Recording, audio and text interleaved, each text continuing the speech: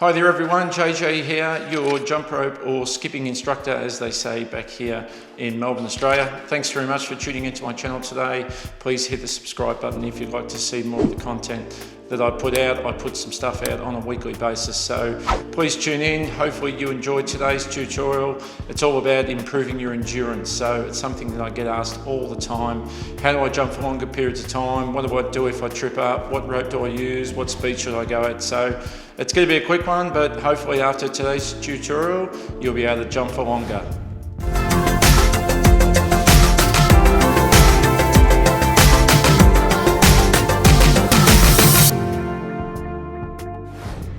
Okay everyone, so you've jumped for a little bit of time now. Hopefully you've got the basics down pat. You've looked through a couple of my tutorials before on changing up footwork and you can do the basics. That's where we're at the moment. So you now want to jump for a longer period of time to improve your fitness and hopefully get rid of some of those calories. Well, there's a couple of steps and the first one is the rope. The rope is absolutely critical.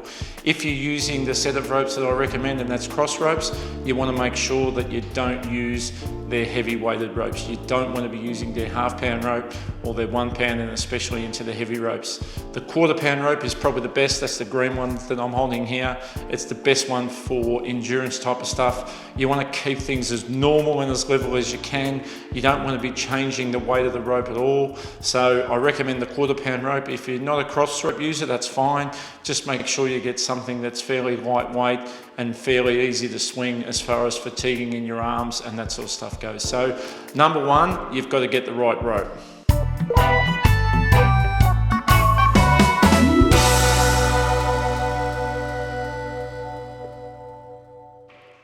Okay everyone, so you've got the right rope, you've got a 1/4 pound or something that's fairly lightish in your hands that won't tire you out. That's the first thing.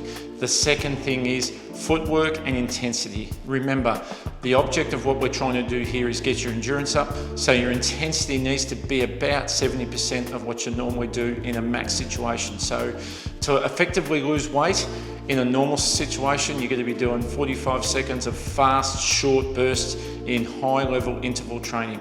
If you want to go for a longer period of time, number one, you have to understand first of all that you can't have the rate at that max level.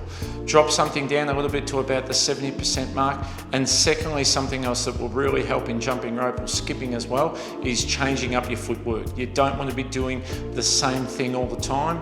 You do want to be getting yourself into a nice, free, sort of flowing rhythm. You want everything to be nice and natural, but on the other hand, I find it so much better when I vary things up a little bit. Bit of alternate foot, bit of skier, bit of basic bounce, bit of boxer, throw in the odd side swing. You want to really try and keep things nice and level on an intensity basis, and then of course try to just do as long as you can early, and we're going to talk about that in the last one now.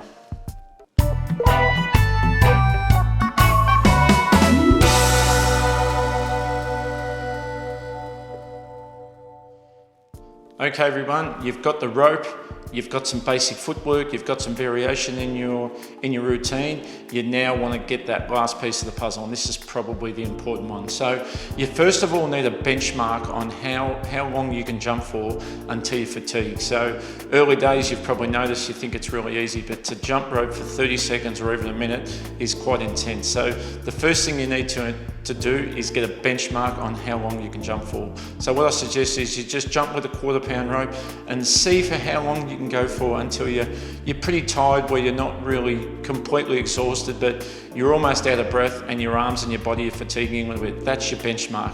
Then from there, what you want to do is you want to set yourself 10 or 15 minutes, say. So let's assume that your benchmark was 1 minute. You want to set a benchmark where you go for 1 minute on, 30 seconds off, and you want to repeat that 10 times. The object is to get the work rate period up and the rest period down. So of course, when you first start, people just go out and they try to jump 5, 10, 15 minutes for a start, and you've got no chance of improving. So the one thing I will say with this, it's a slow process, it takes time. Chip away at it, 10 or 15 seconds a week mightn't sound like a lot, but by increasing your duration of jumping by 10 or 15 seconds per week of what you're doing training wise, providing you're training consistently, within 6 or 8 weeks, you're up by a minute. So a good starting point for me is 30 seconds on, 30 off. You might do that for a week. Your next week is 40 seconds on, 30 off. Your next week is 50 on, 30 off. Your next week is a minute on, 30 off, and so on. But you need to increase things lightly. You need to go at it slowly. Continue to use the same rope in your workouts. Music also helps. Music gets you into a good rhythm. So you really need to be aware that it's a slow process and it's not a race to the finish line. So with those 3 things in mind, the rope is critical. The process isn't critical with your footwork. It's really important that you work on the varied footwork and the intensity as well. And then finally, building up in those stages to improving your endurance over a long period of time will definitely set you on the right track. So hope you enjoyed that one today, everyone. Keep jumping.